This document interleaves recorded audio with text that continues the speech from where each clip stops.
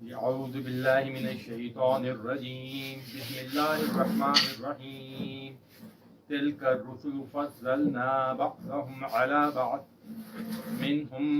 من كلم الله ورفع بعضهم درجات وآتينا عيسى ابن مريم البينات وأيدناه بروح القدس ولو شاء الله ما اقتتل الذين من بعدهم من بعد ما جاءتهم البينات ولكن اختلفوا فمنهم من آمن ومنهم من كفر ولو شاء الله ما اقتتلوا ولكن الله يفعل ما يريد۔ اللہ تعالیٰ کا شکر ہے آج ہم نے تیسرے پارے کا یا تیسرے جز کا قرآن شریف کا آغاز کیا اور انشاءاللہ آج 33واں رکوع سورہ بقرہ کا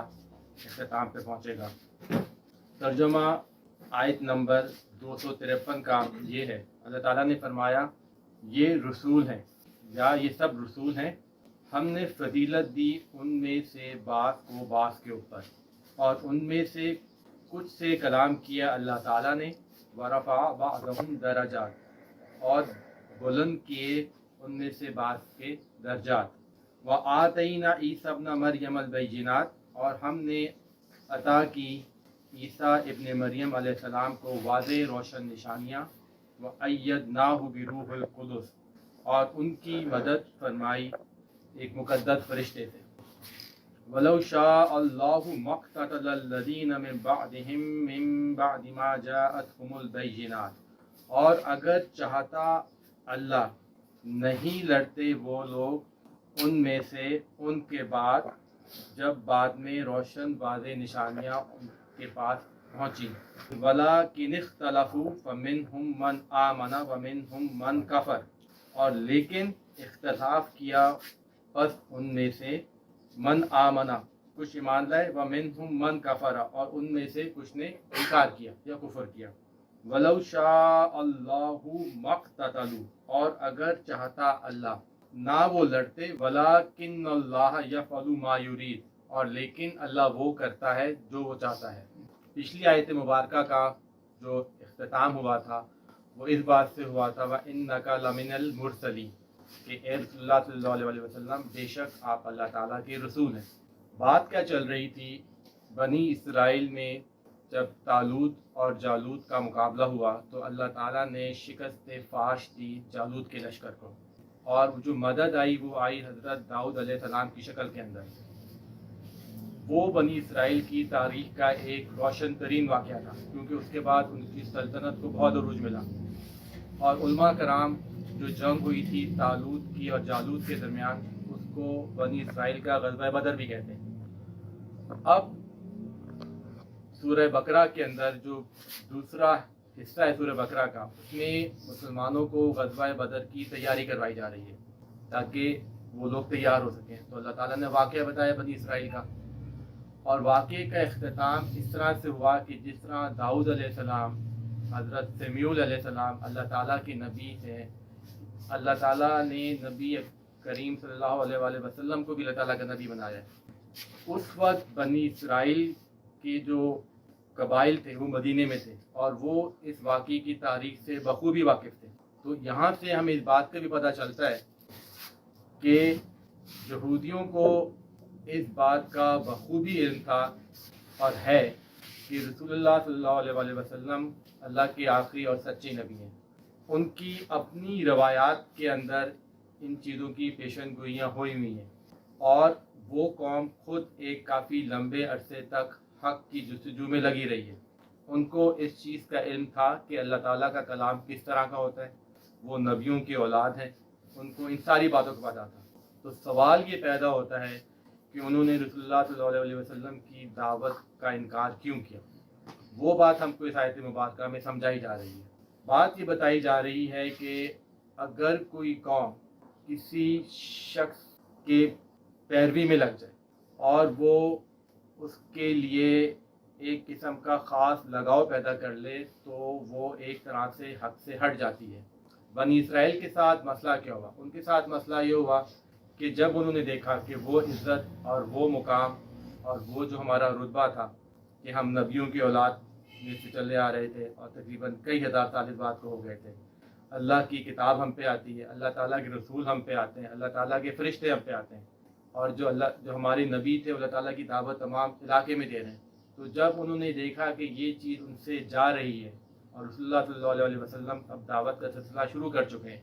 تو باوجود ان تمام باتوں کے جاننے کے علاوہ انہوں نے اس پیغام کی نفی کی، کیونکہ وہ شخصیت پرستی میں مبتلا ہو گئے تھے۔ اصل بات جو اللہ تعالیٰ سمجھا رہے ہیں وہ یہ ہے کہ حق کی دعوت کی اصل نسبت جو ہوتی ہے وہ صرف اللہ تعالیٰ کی طرف ہوتی ہے، اور انسان جو شخص حق کی دعوت سے پھر جائے اور وہ شخصیت پرستی میں پڑ جائے تو وہ پھر فتنے میں حق و باطل کے مبتلا ہو جاتا ہے۔ مسئلہ بات کس طرح سے اللہ تعالیٰ سمجھاتے ہیں؟ اللہ تعالیٰ نے یہ فرمایا کہ اللہ تعالیٰ نے کچھ نبیوں کو بعض نبیوں پہ فضیلت دی۔ اس فضیلت دینے کی وجہ کیا تھی؟ وجہ یہ تھی کہ جب نبی اپنے علاقے میں اپنی قوم میں آئے، اس وقت کے حساب سے، ان حالات کے حساب سے جس طرح کی وہ قوم پھنسی ہوئی تھی، اللہ تعالیٰ نے ان نبیوں کو اسی طرح کے معجزے دیے، اسی طرح کی ہدایت دی۔ تو لوگوں نے یہ سمجھا کہ یہ نبیوں کے اندر سے چیز خود چلی آ رہی ہے۔ موسیٰ علیہ السلام کے بارے میں اللہ تعالیٰ نے فرمایا کہ اللہ تعالیٰ نے ان سے کلام کیا، ان کے پاس 9 معجزات تھے، ان کا جو لاٹھی تھی وہ سانپ بن جاتا تھا، ید بیضا بھی تھا، تو یہودی اس کے اندر مبتلا ہو گئے۔ عیسائی قوم نے تو ساری چیزوں سے بہت ہی آگے چلے گئے۔ عیسیٰ ابن مریم علیہ السلام کو انہوں نے نعوذ باللہ اللہ تعالیٰ کا بیٹا قرار دے دیا کئی سو سالوں بعد۔ پہلے شروع میں یہ بات نہیں تھی، لیکن کئی سو سالوں بعد جو نئی عیسائیت آئی ہے انہوں نے حضرت عیسیٰ علیہ السلام کو اللہ تعالیٰ کا بیٹا کہنا شروع کر دیا، کیونکہ اللہ تعالیٰ نے ان میں کئی طرح کے معجزات دیے ہوئے تھے، ان کو فضیلت دی اس زمانے میں۔ ایک طرح سے ہم کہہ سکتے ہیں کہ وہ میڈیکل سائنس کے دور کی شروعات تھی۔ جب کوئی بیمار ہوتا، کوئی کوڑ کے مرض میں مبتلا ہوتا تو اللہ تعالیٰ کے حکم سے دعا مانگتے اس کو صحیح کر دیتے۔ مٹی کا پرندہ بنایا، اللہ تعالیٰ کے حکم سے دعا مانگی اور اس کو میں جان ڈال دی، اور بہت طرح اسی طرح سے کافی زیادہ معجزات تھے۔ تو عیسائیوں نے اس بات کی اس کو اتنا تعصب میں لے کے آ گئے کہ انہوں نے تمام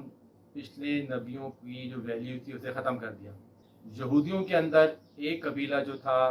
مدینے کے قریب، اس نے حضرت عزیر علیہ السلام کو اللہ تعالیٰ کا بیٹا قرار دے دیا، لیکن وہ بات کیونکہ وہ ایک بت پرست معاشرہ تھا، وہ بات تھوڑے عرصے چلی اور اس کے بعد ختم ہو گئی۔ یہودی عیسائیوں کی نسبت بہت زیادہ توحید پہ قائم تھے اور ابھی بھی قائم ہے۔ تو اللہ تعالیٰ سمجھا رہے ہیں کہ وہ قوم جو اللہ تعالیٰ کی نسبت حق کو چھوڑ کے شخصیت پرستی میں پڑ جاتی ہے وہ پھر فتنے میں پڑ جاتی ہے۔ کچھ لوگوں کو یہ لگتا ہے کہ یہ آیت مبارکہ ہم سے متعلق نہیں ہے، لیکن اس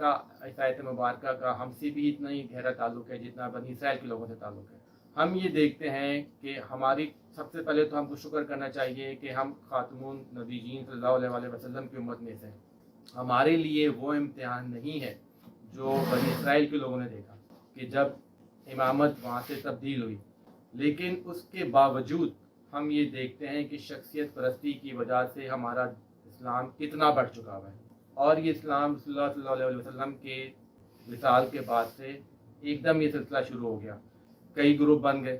ایک مسلمان گروپ کی دوسرے مسلمان گروپ سے لڑائی ہوئی۔ بر صغیر پاک و ہند کا اس وقت یہ حال ہے کہ ایک فرقے کی مسجد میں دوسرا فرقے کا شخص جا نہیں سکتا۔ نبیوں کی بات تو دور کی ہے، ہم نے کچھ غیر نبیوں کو اس طرح کی اہمیت دے دی ہے کہ اگر کوئی بنی اسرائیل کا شخص جو 2000 سال پہلے تھا وہ آگے دیکھے تو اس کو حیران رہ جائے کہ ہمارا تو مسئلہ نبیوں کے ساتھ تھا، اس قوم کا تو مسئلہ غیر نبیوں کے ساتھ بھی ہو گیا ہے،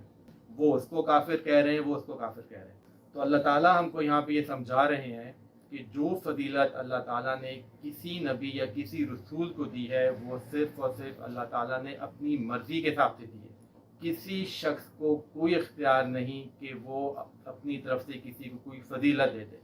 مزید بات جو آگے چلتی ہے وہ یہ چلتی ہے کہ اگر چاہتا اللہ مقتتل الذین، تو نہیں لڑتے وہ لوگ اس کے بعد جب ان کے پاس روشن نشانیاں آ چکی تھیں۔ اب اللہ کا شکر ہے ہم کو تھوڑا بہت عربی کی جان پہچان ہے۔ مقتتلا جو ہے یہ باب افتعال ہے، اللہ تعالیٰ نے یہ نہیں کہا مقتلو کہ انہوں نے آپس میں لڑتے، مقتتلا۔ جو لوگ پہچانتے ہیں باب افتعال کو ان کو اس چیز کا پتہ ہے کہ اس میں ایک باہم رضامندی پائی جاتی ہے، اور دوسرا ایک اہتمام بھی ہوتا ہے کہ جو لوگ فرقے بازی میں پڑے وہ اس چیز کے باوجود کہ ان کو حق کا پتہ تھا، اس زمانے کی بنی اسرائیل اور آج کے دور میں ہمارے علماء اور ہمارے جو مسالک کے مسئلے چل رہے ہیں، ان کو اس بات کا پتہ تھا کہ حق کیا ہے، لیکن انہوں نے اپنی باہم رضامندی سے لڑائی کی اور اس لڑائی کو بڑھا چڑھا کے کیا تاکہ ان کی اپنی چودراہٹ قائم رہے۔ حضرت عیسیٰ علیہ السلام کے زمانے کے اندر یہودیوں نے حضرت عیسیٰ علیہ السلام کو کھل کے مخالفت کی، اور وہ مخالفت یہاں تک کی کہ ان کی جان کے درپے ہو گئے۔ وہ اس وجہ سے کہ حضرت عیسیٰ علیہ السلام کا پیغام تو وہی تھا جو تورات کا پیغام ہے، لیکن ان کو یہ لگا کہ یہ ہماری زبانی کی جو چودراہٹ ہم نے بنائی ہوئی ہے رومیوں کے ساتھ مل کے، وہ ان کو ختم کر رہے ہیں۔ آج بھی سلسلہ ہماری مسلمان قوم میں کوئی اس طرح کا ہے۔ کئی غیر مسلم لوگ سوال کرتے ہیں کہ اگر خدا کا پیغام تم لوگوں میں یکساں ہے تو تم لوگ آپس میں لڑائی کیوں کرتے ہیں؟ اور یہ چیز باعث بن رہی ہے کچھ غیر مسلم لوگوں کو اسلام کی طرف نہ راغب کرنے کی، کہ یہ لوگ جھوٹ بولتے ہیں، یہ لوگ آپس میں لڑائی کرتے ہیں، ان کے پاس تو قرآن ہے جو کہ حق کی دعوت ہے، اس سے زیادہ بڑی حق کی دعوت دنیا میں کوئی ہے ہی نہیں، لیکن اس کے باوجود یہ آپس میں لڑ رہے ہیں۔ تو ہم کو یہ بھی سوچنا چاہیے کہ جو شخص اسلام لے کے آنا چاہ رہا ہو اور وہ اس طرح کی حرکتوں سے مسلمانوں کی جو ہو رہی ہیں وہ اسلام لے کے نہ آئے، تو اس کا ذمہ دار قیامت کے دن پر کون ہوگا؟ باہم آپس کی لڑائیاں کی ان لوگوں نے، اور پھر وہ اختلاف کیا، اور اللہ تعالیٰ یہ بھی فرماتے ہیں من آمن ومنہم من کفر، تو ان میں سے کچھ لوگ ایمان لے کے آ گئے کہ انہوں نے فرقہ بازی چھوڑ دی اور جو دعوت حق کی تھی وہ قائم تھی، اس پہ عمل کیا، اور لیکن کچھ لوگ ان لوگوں نے انکار کیا باوجود کہ وہ جانتے تھے کہ رسول اللہ صلی اللہ علیہ وسلم کی دعوت سچی دعوت ہے۔ اور اگر چاہتا اللہ تو نہیں لڑتے، لیکن اللہ تعالیٰ جو چاہتا ہے وہی عمل کرتا ہے۔ اس میں اللہ تعالیٰ نے ہم کو یہ سمجھایا کہ اللہ تعالیٰ نے انسان کو جو عقل دی ہے اور جو اللہ تعالیٰ کی ہدایات آ رہی ہیں نبیوں کی صورت کے اندر اور اللہ تعالیٰ کی کتاب کی صورت کے اندر، تو انسان کو چاہیے کہ وہ اس سے سیکھے اور اس کی وجہ سے حق کے اوپر آ جائے، کیونکہ یہ انسان کے حساب کتاب قیامت کے دن اس کی اپنی مرضی کی وجہ سے ہونا ہے کہ اس نے حق کو دنیا میں اپنایا ہے یا اس نے جھوٹ کو دنیا میں اپنایا ہے۔ تو یہ فیصلہ اللہ تعالیٰ نے انسان کے اوپر چھوڑا ہوا ہے، لیکن اللہ تعالیٰ کو پتہ ہے کہ کون سیدھے راستے پہ چلے گا اس چھوٹی سی دنیا میں جس کے بعد اسے ہمیشہ ہمیشہ کی زندگی بنے گی۔ اللہ تعالیٰ یہاں پہ ہمارے عقیدے بھی درست کروا رہے ہیں ایک دفعہ دوبارہ سے۔ عقیدہ کیا ہے؟ اللہ تعالیٰ کے اوپر ایمان، رسولوں پہ ایمان اور قیامت کے دن پہ ایمان۔ رسولوں کے ایمان کے 3 جز ہیں کہ اللہ تعالیٰ کے فرشتے پہ ایمان، اللہ تعالیٰ کی کتاب پہ ایمان جو کہ فرشتہ لے کے آتا ہے، اللہ تعالیٰ کے رسول پہ ایمان جو کہ اللہ کے رسولوں کو دیتے ہیں اور پھر اللہ تعالیٰ کے رسول اس پیغام کو آگے لے کے جاتے ہیں۔ تو یہی عقیدہ ہونا چاہیے، اور ہم کو اس بات کو سمجھنا چاہیے کہ جتنی فضیلت دی ہے اللہ تعالیٰ نے کسی بھی نبی کو، وہ اللہ تعالیٰ نے اپنی مرضی سے دی ہے۔ اگر یہ آیت مبارکہ ہم کو سمجھ آ جائے تو یہ ناری اور یہ خاکی کے مسئلے ختم ہو جائیں آج کی دنیا کے اندر۔ یہ جو شیعان علی بنتے ہیں اور جو شیعان عثمان بنتے ہیں، یہ مسئلے ختم ہو جائیں دنیا کے اندر، اور ہم کو اس بات کی سمجھ آ جائے کہ جو اصل دین ہے اس کا پورا اختیار صرف اللہ تعالیٰ ہی کو ہے، اور وہی شخص مسلمان ہے جو اللہ تعالیٰ کی مرضی کے حساب سے دین کو لے کے چلتا ہے، نہ کہ اپنی مرضی کے حساب سے۔ صدق اللہ العظیم۔